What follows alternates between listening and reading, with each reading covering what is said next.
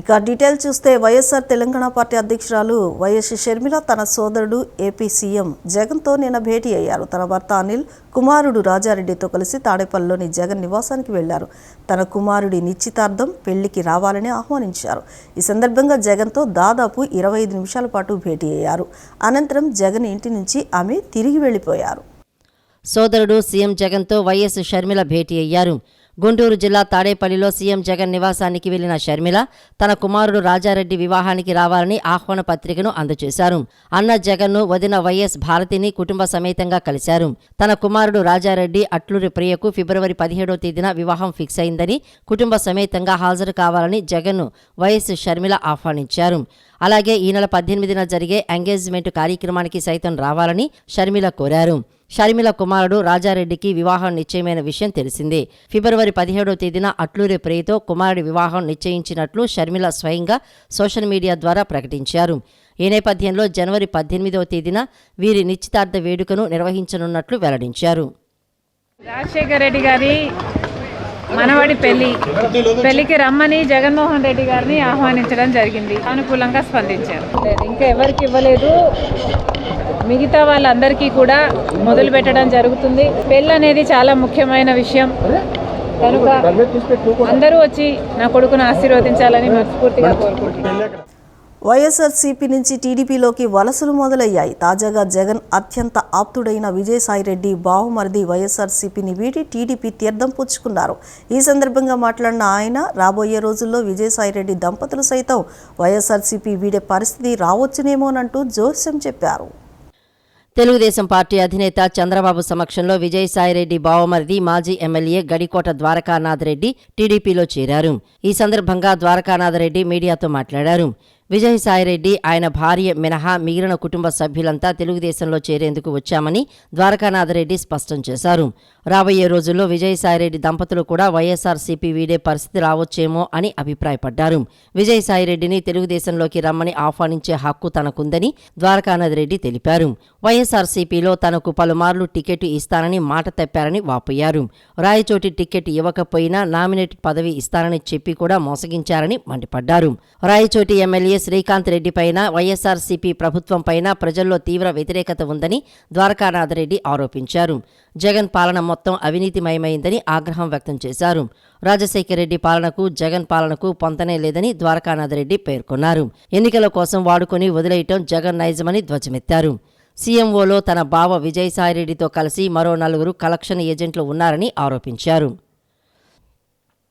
ఎక్కడ చూసినా అవినీతిమయం, ఎక్కడ చూసినా విధ్వంసం, ఎక్కడ చూసినా ఆయన నలుగురిని పార్టీ ఆఫీసులో ఏజెంట్లుగా పెట్టుకొని ఎవరైతే పార్టీకి కలెక్షన్ చేస్తారో వాళ్ళని నలుగురిని పెట్టుకొని వాళ్ళ దగ్గర కలెక్షన్ చేసుకుంటా కార్యకర్తలను కానీ, ప్రజలను కానీ, నాయకులను కానీ, ఎమ్మెల్యేలను కానీ, మంత్రులకు కూడా కనీస అపాయింట్మెంట్స్ ఇవ్వకుండా ఆయన చూసే అరాచక పాలనకు నేను ఈరోజు 20 సంవత్సరాలు చేసిన పార్టీకి ఆయన ముఖ్యమంత్రి అయిన తర్వాత కనీసం ఆయన సీఎం పేసీలేక అడుగు పెట్టలేదంటే మీరు గమనించండి. ఆ పేసీలేక కూడా అడుగు పెట్టకుండా ఈరోజు నాకు సంతోషంగా ఉంది. ఈ పచ్చ జెండా కిందికి మళ్ళీ తిరిగి వచ్చినందువల్ల నాకు ఈరోజు మళ్ళీ చంద్రబాబు గారిని ముఖ్యమంత్రి చేయాలా, అటువంటి ముఖ్యమంత్రి మనకు అనవసరము అని చెప్పేసి మళ్ళీ చంద్రబాబు గారిని ముఖ్యమంత్రి చేసుకోవాలని చెప్పేసి నేను మళ్ళీ ఈ పార్టీకి పచ్చ జెండా కిందకు వచ్చిన దానికి ఈరోజు నాకు చాలా సంతోషంగా ఉంది. ఇక్కడికి వచ్చిన మరి పెద్దలందరికీ నమస్కారాలు తెలియజేసుకుంటూ, ఇక్కడికి వచ్చిన కార్యకర్తలందరికీ నమస్కారం తెలియజేసుకుంటూ మనం మరీ ఈసారికి చంద్రబాబును గట్టిగా మనం ఫైట్ చేసి తప్పకుండా ముఖ్యమంత్రిగా చూడాలని మీరందరినీ కోరుకుంటూ సెలవు తీసుకుంటున్నాను. జై హింద్. భవానీ దీక్ష విరమణల సందర్భంగా విధులు నిర్వహిస్తున్న సిబ్బందిని అప్రమత్తం చేసేందుకు నగర పోలీస్ కమిషనర్ కాంతి రాణా టాటా నిన్న ఆకస్మిక తనిఖీలు నిర్వహించారు. 1 టౌన్ పరిసర ప్రాంతాలైన హోమగుండాలు, మాల విరుముడి విరమణ, ప్రసాదం కౌంటర్ ప్రదేశాలను, క్యూ లైన్లను, మెట్ల మార్గం, లిఫ్ట్ మార్గం, నడక మార్గాలను, ట్రాఫిక్ డైవర్షన్ ప్రదేశాలను పరిశీలించారు. ఆయా ప్రదేశాల్లో విధులు నిర్వహించే అధికారులను, సిబ్బందిని అప్రమత్తం చేసి ఎక్కడ ఎటువంటి అవాంఛనీయ సంఘటనలు జరగకుండా ఉండేందుకు తగు సూచనలను మరియు సలహాలను అందజేశారు. భక్తులతో మాట్లాడి ఏర్పాట్లు ఎలా ఉన్నాయి, ఏమైనా అసౌకర్యాలు ఉన్నాయా అని అడిగి తెలుసుకున్నారు. ఎన్టీఆర్ జిల్లా తిరువూరులో ఉద్రిక్తత చోటు చేసుకుంది. టీడీపీ ఎంపీ కేశినేని నాని, కేశినేని చిన్ని వర్గాల మధ్య ఘర్షణ జరిగింది. తిరువూరు టీడీపీ కార్యాలయం వద్ద రెండు వర్గాలు పరస్పరం దాడి చేసుకున్నాయి. అయితే ఇరు వర్గాలను చెదరగొట్టే క్రమంలో స్థానిక ఎస్ఐకు తీవ్ర గాయాలయ్యాయి. తిరువూరు టీడీపీ కార్యాలయం రణరంగంగా మారింది. టీడీపీ ఎంపీ కేశినేని నాని, కేశినేని చిన్ని వర్గాల మధ్య ఘర్షణ చోటు చేసుకుంది. కార్యకర్తలు కుర్చీలు విసురుకున్నారు. జై చిన్ని, జై నాని అంటూ పోటాపోటీగా ఇరు వర్గాలు పెద్ద ఎత్తున నినాదాలు చేశారు. 100 మందితో బైక్ ర్యాలీగా కేశినేని నాని వచ్చారు. వచ్చిన వెంటనే నాని ఫోటో చిన్నదిగా చేశారంటూ నాని అనుచరులు పోస్టర్లు చించి కుర్చీలు విసిరి రభస చేశారు. కొద్దిసేపటికి వేలాది మందితో కేశినేని చిన్ని ర్యాలీగా వచ్చారు. ఇరు వర్గాలు పోటాపోటీగా నినాదాలు చేశారు. ఈ దశలో పార్టీ కార్యాలయంలోని రూంలో ఎంపీ కేశినేని నాని కూర్చున్నారు. కేశినేని నాని, గద్దె రామ్మోహన్ బయటకు రావాలని కార్యకర్తలు తలుపులు బాది నినాదాలు చేశారు. ఈ దశలో జోక్యం చేసుకున్న పోలీసులు ఇరు వర్గాలకు సర్ది చెప్పేందుకు ప్రయత్నాలు చేశారు. ఈ నెల 7న చంద్రబాబు సభ ఉండటంతో ఏర్పాట్ల కోసం తిరువూరు నియోజకవర్గ పార్టీ సర్వసభ్య సమావేశం జరగాల్సి ఉండగా సమావేశానికి వెళ్లకముందే పార్టీ కార్యాలయంలో కార్యకర్తలు కుర్చీలు విరగ్గొట్టారు. తిరువూరులో టీడీపీ పార్టీ కార్యాలయంలో ఘర్షణ పతాక స్థాయికి చేరింది. నాని, చిన్ని వర్గాల మధ్య కుర్చీలు విసురుకోవడంతో ఎస్ఐ తలకు గాయమైంది. దీంతో ఎస్ఐను తీసుకుని పోలీసులు బయటికి వెళ్లారు.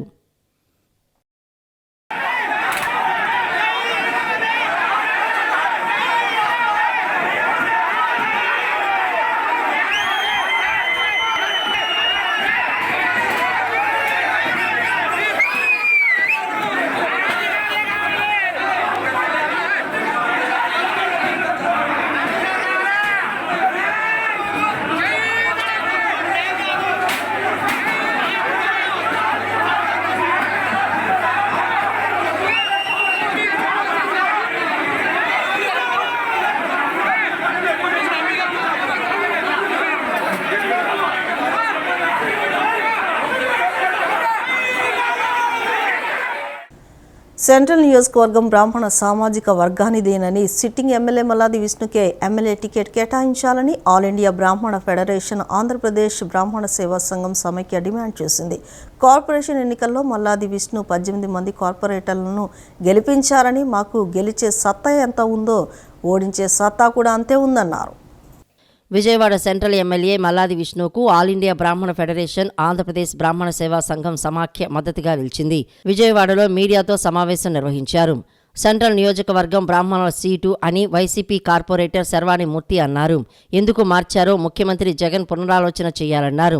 బ్రాహ్మణులను తొక్కేయాలని చూస్తున్నారని ఆరోపించారు. సెంట్రల్ నియోజకవర్గంలో 45,000 మంది బ్రాహ్మణులు ఉన్నారని శర్వాణి మూర్తి అన్నారు. విజయవాడ సెంట్రల్ నియోజకవర్గంలో ఎప్పుడూ బ్రాహ్మణులే పోటీ చేస్తారని గుర్తు చేశారు. రానున్న రోజుల్లో రాష్ట్ర వ్యాప్తంగా బ్రాహ్మణులు మీటింగ్ పెట్టుకుని మా కార్యాచరణ ప్రకటిస్తామని అన్నారు. ఈరోజు ఆ టికెట్ లేకపోవడం అనేసరికి చాలా ఇబ్బందికరమైన పరిస్థితులు. దీనికి సంబంధించి అధ్యక్షులు ద్రోణంరాజు రవి గారు, అలాగే కోనూరు సతీష్ శర్మ గారు, దమ్మల్పాటి చంద్రశేఖర్ గారు, చల్లా సుధాకర్ గారు, బలరామకృష్ణమూర్తి గారు, అదేవిధంగా శివ తదితరులందరూ కూడా ఈరోజు ఇక్కడ ఈ సమావేశం పెట్టారు. మేమందరం కూడా ముక్త కంఠంతో అడిగే ఒకే ఒక విషయం, విజయవాడ సెంట్రల్ నియోజకవర్గాన్ని బ్రాహ్మణులకే కేటాయించాలి. ఎందుకంటే అన్ని పార్టీలు కూడా గతంలో చూస్తే తెలుగుదేశం ఒక్క టికెట్ కూడా బ్రాహ్మణులకు ఇచ్చిన పాపాన పోలేదు. అదేవిధంగా వైఎస్ఆర్సీపీ వచ్చాక 3 టికెట్లు ఇచ్చింది మాకు అని ఆనందపడే సందర్భంలో విశాఖపట్నానికి చెందిన ద్రోణంరాజు శ్రీనివాస్ గారు మరణించడం జరిగింది. ఇక్కడ ఉన్న ఒక టికెట్ను కూడా మాకు తొలగించడం అనేది చాలా అన్యాయం. కాబట్టి మేము ముక్త కంఠంతో దీని మీద 2-3 రోజుల లోపల ప్రభుత్వం చక్కటి నిర్ణయం తీసుకుని బ్రాహ్మణులందరికీ కూడా ఉపశమనం కలిగిస్తుందని ఆశిస్తున్నాం. అనంతరం ద్రోణంరాజు రవి మాట్లాడుతూ రాష్ట్రంలో 36 మంది ఎమ్మెల్యేలు ఉండేవారని ఇప్పుడు 2కి వచ్చామని ఆవేదన వ్యక్తం చేశారు. భవిష్యత్తులో రాజకీయ పార్టీలు ఎలా వ్యవహరిస్తారో చూడాలని అన్నారు. మల్లాది విష్ణుకు వైసీపీ సెంట్రల్ సీటు ఇవ్వాలని డిమాండ్ చేశారు. కార్పొరేషన్ ఎన్నికల్లో మల్లాది విష్ణు 18 మంది కార్పొరేటర్లను గెలిపించారని, మాకు గెలిపించే సత్తా ఎంత ఉందో ఓడించే సత్తా కూడా అంతే ఉందన్నారు. సీఎం జగన్ మరోసారి పునరాలోచన చేసి మల్లాది విష్ణుకు విజయవాడ సెంట్రల్ కేటాయించాలని స్పష్టం చేశారు. మీ ఓటే అక్కర్లేదు, మీ ఓటుతో పని లేదు అని మీరు భావిస్తే తర్వాత మేము ఈ ప్రజాస్వామ్యంలో రాజ్యాంగం ఇచ్చిన హక్కుల్ని ఏ విధంగా కాపాడుకోవాలో కూడా ప్రయత్నం చేసే ఆలోచన చేసుకుంటాం. కానీ ఆఖరి నిమిషంలో మీరు ఈ విధంగా ప్రవర్తించడం అనేది చాలా బాధ అనిపిస్తోంది. ఒక్కసారి ఈ పునరాలోచించుకుని ఈ సమీకరణలో బ్రాహ్మణులకు కూడా మీరు ఏదైతే లాస్ట్ టైం 4 స్థానాలు ఇచ్చారో తెలుగుదేశం పార్టీ వారు 1 స్థానం కూడా ఇవ్వలేదు. కాబట్టి మేము 2 పార్టీలు అడుగుతున్నాం, అయ్యా మమ్మల్ని కూడా రాజకీయ పునరావాసంలో భాగస్వాములు చేయమని ఈరోజు మేము డిమాండ్ చేస్తున్నాం. కాబట్టి తక్షణం ఈ ఆలోచనని పునఃసమీక్షించి ఇరు పార్టీలు కూడా బ్రాహ్మణులకు సామాజిక న్యాయం చేయమని మేము డిమాండ్ చేస్తున్నాం. తక్షణం చేయాలని కోరుతున్నాం. యువతను మోసం చేసిన వ్యక్తి జగన్మోహన్ రెడ్డి అని టీడీపీ పొలిట్ బ్యూరో సభ్యులు బోండా ఉమా అన్నారు. నిరుద్యోగుల జీవితాలు నాశనం అయిపోయాయని తెలిపారు. రాబోయే టీడీపీ జనసేన ప్రభుత్వం పెద్ద ఎత్తున ఉపాధి ప్రభుత్వ ఉద్యోగాలు కల్పిస్తాయని హామీ ఇచ్చారు. టీడీపీ పొలిట్ బ్యూరో సభ్యులు బోండా ఉమామహేశ్వరరావు మొగల్రాజ్పురంలోని తన నివాసంలో నిన్న విలేకరుల సమావేశం నిర్వహించారు. సమావేశంలో ఆయన మాట్లాడుతూ టీడీపీ హయాంలో వచ్చిన పెట్టుబడుల వల్ల వచ్చిన ఉద్యోగాలే యువతను ఆదుకున్నాయని, జగన్ ప్రభుత్వంలో యువతకు ఉద్యోగాలు రాలేదని తెలిపారు. జగన్ వైఖరి వల్ల అమర్ రాజా వంటి సంస్థలు వెళ్లిపోతున్నాయని అన్నారు. సునామీలా అధికారంలోకి వచ్చామని చెప్పుకుంటున్న వైసీపీ ఇప్పుడు అగాధంలోకి కూరుకుపోయిందన్నారు. రాబోయే టీడీపీ జనసేన ప్రభుత్వం పెద్ద ఎత్తున ఉపాధి ప్రభుత్వ ఉద్యోగాలు కల్పిస్తామని హామీ ఇస్తున్నట్లు తెలియజేశారు. జాబ్ క్యాలెండర్ పేరుతో వైసీపీ యువతను మోసం చేసిందన్నారు. జగన్మోహన్ రెడ్డి యువతకు క్షమాపణ చెప్పాలని కోరారు. రాజకీయాల్లో ట్రాన్స్ఫర్లను మొదలుపెట్టింది వైసీపీ పార్టీ అని, విజయవాడ వెస్టులో చెల్లని కాసులాంటి వ్యక్తి విజయవాడ సెంట్రల్లో చెల్లుతాడా అని ప్రశ్నించారు. వైసీపీ మునిగిపోయే నావా అని, తన మీద ఎవరు పోటీ చేసినా ఒకటే, తనకు భయం లేదన్నారు. ప్రభుత్వ నోటిఫికేషన్లు ఎక్కడ? ఏ ఉద్యోగం మీదైనా సరే ఈ 5 సంవత్సరాల్లో యువతకి ప్రభుత్వ ఉద్యోగాలు ఇచ్చే విధంగా ఒక్క నోటిఫికేషన్ అన్నా వెలువడిందా అని అడుగుతా ఉన్నాం. రాష్ట్రంలో 20 లక్షల పైన యువతని మోసం చేసినటువంటి వ్యక్తి జగన్మోహన్ రెడ్డి. ఇవాళ ఏ సంవత్సరం కా సంవత్సరం ఎదురు చూసి ఏజ్ బారైపోయి నిరాశ నిస్పృహలతో 5,000కి 10,000కి ప్రైవేట్ ఉద్యోగాలు ఎత్తుకుంటున్నటువంటి, రాష్ట్రంలో చదువుకున్నటువంటి ఇంజనీరింగు, గ్రాడ్యుయేషను, డిగ్రీ కంప్లీట్ చేసినటువంటి యువత అంతా కూడా ఈరోజు తీవ్ర నిరాశలో జగన్మోహన్ రెడ్డి చేసిన మోసంతో వాళ్ళ జీవితాలు నాశనం అయిపోయినాయి. వాళ్ళందరూ కూడా చాలా తీవ్రంగా కలత చెంది చాలామంది పక్క రాష్ట్రాలకు వెళ్ళిపోయారు. జగన్మోహన్ రెడ్డి చేసినటువంటి మోసాన్ని ఇవాళ రాష్ట్రంలో 5 సంవత్సరాలు యువతకు ఉద్యోగం లేకుండా చేసినటువంటి గనుడు జగన్మోహన్ రెడ్డి. రాష్ట్ర ముఖ్యమంత్రి వైఎస్ జగన్మోహన్ రెడ్డి నిన్న కాకినాడ జిల్లా కాకినాడ పర్యటన సందర్భంగా పలువురు బాధితులకు తమ సమస్యలను సీఎంకు విన్నవించారు.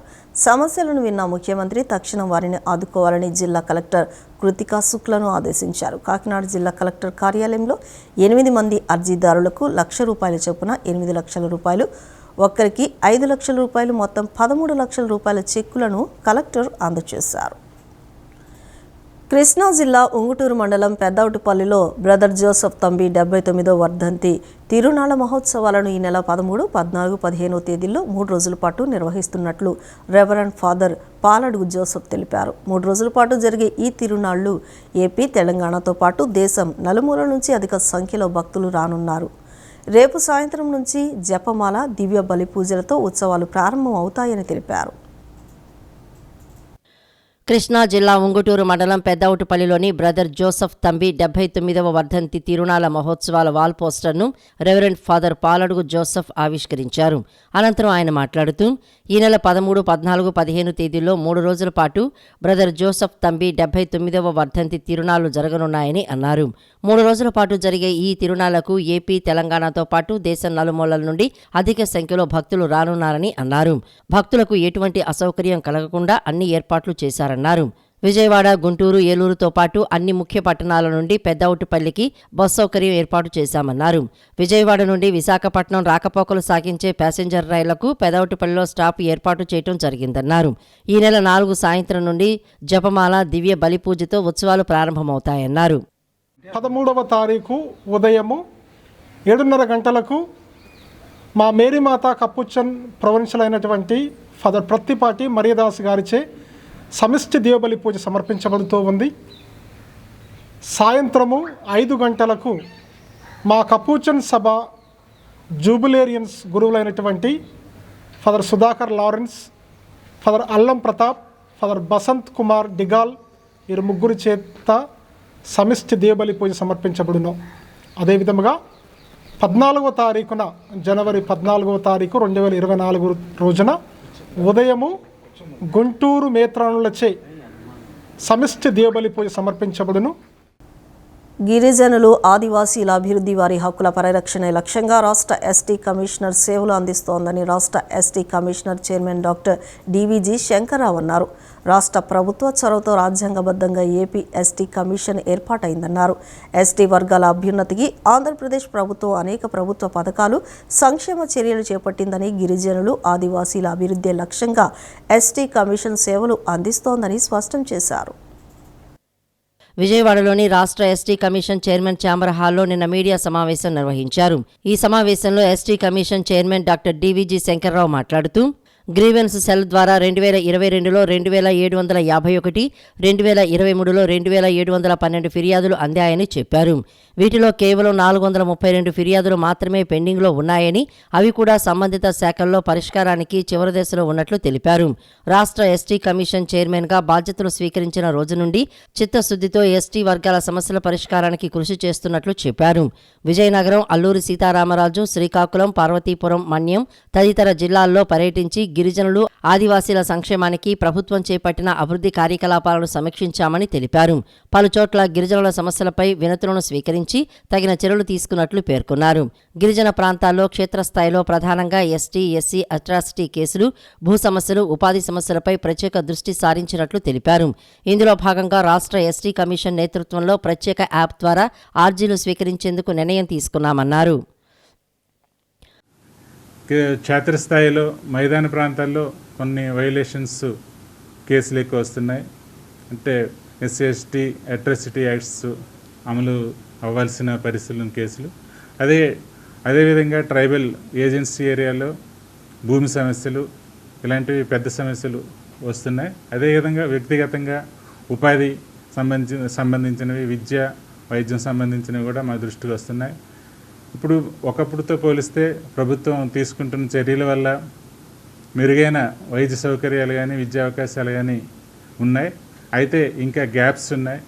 అలాగే కొన్ని చోట్ల సరైన సమన్వయం లేకపోవడం వల్ల కొన్ని ప్రభుత్వ అంగాల్లో సమన్వయం లేకపోవడం వల్ల ఆగిన సమస్యలు కూడా మేము వాటిని పై అధికారుల దృష్టి తీసుకొచ్చి వాటిని పరిష్కరించడం జరిగింది.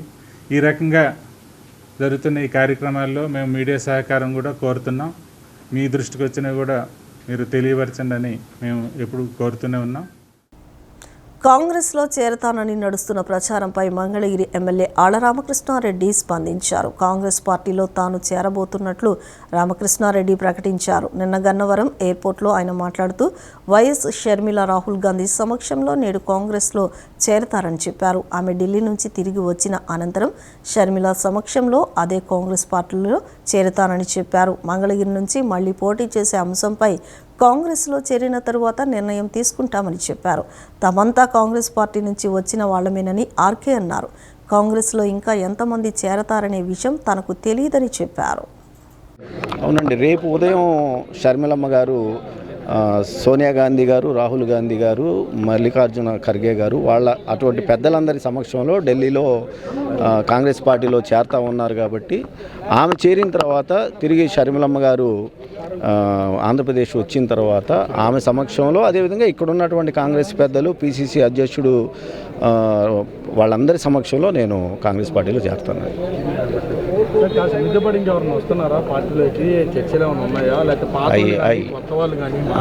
నాకైతే ప్రస్తుతానికి తెలియదండి. కాంగ్రెస్ పార్టీ పిసిసి ప్రెసిడెంట్ గారు వాళ్ళందరూ చెప్తా ఉన్నారు, చాలామంది మాతో టచ్లో ఉన్నారని చెప్పడం కూడా మనందరూ వినున్నాము. సో ఎవరు పార్టీలోకి వచ్చినా వాళ్ళ యొక్క స్థితిగతులు కానివ్వండి బేరీజు వేసుకొని మిగతా రాజకీయ పరిస్థితులు ఖచ్చితంగా కాంగ్రెస్ పార్టీ బలోపేతానికి రాబోయే రోజుల్లో ఈ రాష్ట్రంలో అడుగులు పడతాయని చెప్పి నేను భావిస్తూ ఉన్నాను. కేంద్ర ప్రభుత్వం నూతనంగా ప్రవేశపెట్టిన భారతీయ న్యాయ సంహిత 2023 సెక్షన్ 106 రద్దు చేయాలని all India tractors and drivers help line Andhra Pradesh శాఖ విజ్ఞప్తి చేసింది. ఈ సెక్షన్ ప్రకారం హిట్ అండ్ రన్ కేసులో వాహన డ్రైవర్కు 10 ఏళ్ల పాటు జైలు శిక్ష, 7 లక్షల జరిమానా విధించే చట్టాన్ని తీవ్రంగా ఖండిస్తున్నట్లు ఆంధ్ర శాఖ ప్రతినిధులు తెలిపారు. విజయవాడ ప్రెస్ క్లబ్లో జరిగిన పాత్రికేయుల సమావేశంలో all India tractors and drivers help line team AP శాఖ ప్రతినిధులు మాట్లాడుతూ కేంద్రం తీసుకువచ్చిన నూతన చట్టంతో డ్రైవర్ ప్రాణాలకు ముప్పు ఉందని వాపోయారు. హిట్ అండ్ రన్ కేసు కారణంగా డ్రైవర్కు ఉపాధితో పాటు భద్రత కరువైందన్నారు. ఈ నల్ల చట్టాన్ని వెంటనే కేంద్ర ప్రభుత్వం రద్దు చేయాలని కోరుతున్నట్లు వెల్లడించారు. కరోనా సమయంలో ప్రభుత్వం చెప్పిందని కరోనా మహమ్మారిని సైతం కూడా లెక్క చేయకుండా తమ డ్రైవర్ సోదరులు ప్రజలకు సేవలు అందించారని గుర్తు చేశారు. వెహికల్కు యాక్సిడెంట్ అయిన సమయంలో పాత చట్టం ఏదైతే ఉందో దానిని కొనసాగించాలన్నారు. యాక్సిడెంట్ సమయంలో పబ్లిక్ డ్రైవర్ను మ్యాన్ హ్యాండ్లింగ్ చేస్తున్నారు. ఇది చేయకుండా కేంద్ర ప్రభుత్వాన్ని కోరుతున్నామని అన్నారు. ఉభయ రాష్ట్రాల ప్రభుత్వాలు ఈ నూతన చట్టాన్ని రద్దు చేయాలని, ఈ విషయం కేంద్ర ప్రభుత్వం దృష్టికి తీసుకువెళ్లాలని ఇరు రాష్ట్రాల ప్రభుత్వాలను కోరుతున్నట్లు పేర్కొన్నారు. ఈ డ్రైవర్లు 106 వల్ల ఈ డ్రైవర్లు మా దగ్గర మానేసి వేరే పనికి వెళ్ళిపోతున్నారు. ఎందుకు వెళ్తున్నారంటే ఆల్రెడీ ఈ 10 సంవత్సరాల జైలు శిక్ష యాక్సిడెంట్ అయితే 7 లక్షలు జరినామా అంటున్నారు. ఈ చీకటి జీవో వల్ల వెళ్ళిపోతున్నారు. తర్వాత ఈ లారీలు ఎలా తిప్పాలో మాకు అర్థం కావట్లేదు. ఈ జీవో రద్దు చేయకపోతే మేము లారీలు ఆపేయడం, బళ్ళు తీసుకెళ్ళి స్టాపేజ్ చేయడం జరుగుతుంది. తర్వాత ఫైనాన్స్ కంపెనీ వాళ్ళకి అప్పచెప్పడం జరుగుతుంది. వాళ్ళు ఈ చీకటి జీవన్ రద్దు చేయకపోతే చాలా ఇబ్బందికరంగా ఉంటుందండి. దాన్ని తక్షణమే జీవన్ రద్దు చేయాల్సిందిగా కోరుతున్నామండి. విలువలతో కూడిన విద్యను అందించడం విజ్ఞాన విహార ఇంగ్లీష్ మీడియం స్కూల్ ప్రత్యేకత అని ఆ సంస్థ చైర్మన్ సాయి పేర్కొన్నారు. 41 సంవత్సరాలుగా తమ సంస్థను ఎంతో ఆదరిస్తున్నారని చెప్పారు.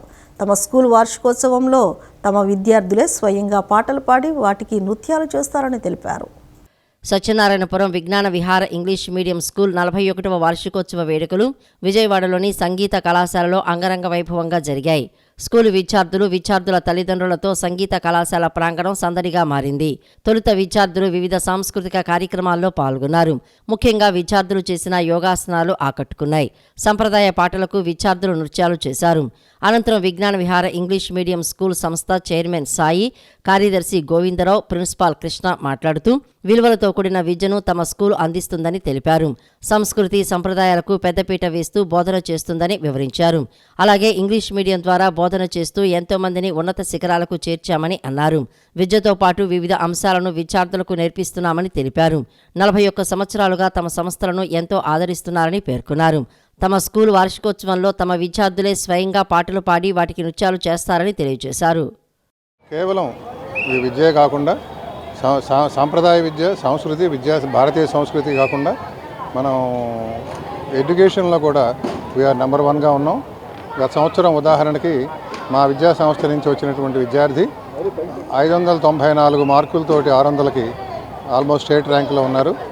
అలాగే ఇంగ్లీషులో కూడా మేము మా పిల్లల్ని బాగా తయారు చేయాలని ILM బెంగళూరు వారి సహకారంతో ఇంగ్లీష్లో కూడా మంచి శిక్షణ ఇప్పిస్తూ అన్ని విధాల ఓవరాల్ డెవలప్మెంట్ ఆఫ్ చిల్డ్రన్ మేము చూస్తూ చదువు, సంస్కారం, భౌతికం, ఇవాళ మాది ఈ జరిగినటువంటి ఫిజికల్ డెమాన్స్ట్రేషన్స్ వాటిలో కూడా విద్యార్థి భౌతికంగా శారీరకంగా తయారవ్వాలనేటువంటి దాంతో ఇవన్నీ చేస్తుంటాం. అట్లాగే ఇప్పుడు కల్చరల్ ప్రోగ్రామ్ కూడా ఉంది.